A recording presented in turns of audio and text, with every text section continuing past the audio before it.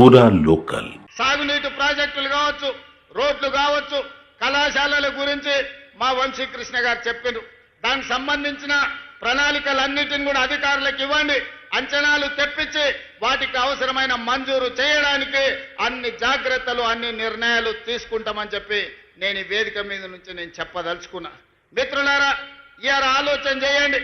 2023 December 7 నాడు మనం అధికారం చేపట్టిన తర్వాత ఈనాటి వరకు దాదాపుగా తుమ్మల నాగేశ్వరరావు గారి నాయకత్వంలో రైతులకు 60,000 కోట్ల రూపాయలు ఈ రోజు రైతుల మీద ఖర్చు పెట్టినాం.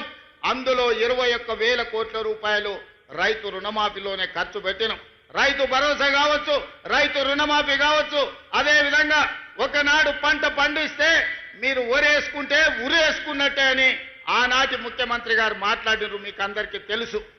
కానీ ఆయన మాత్రం ఆయన ఫామ్ హౌస్ లో 150 ఎకరాలలో ఒరేసుకొని 4,200 క్వింటాలు అమ్ముకున్నాడు. సరే, దొరగారి పంట పొలంలో మరి బంగారం పండిందేమో నాకైతే తెలియదు, కానీ పేదలు పండించిన ఒడ్లు కొనను అన్నాడు.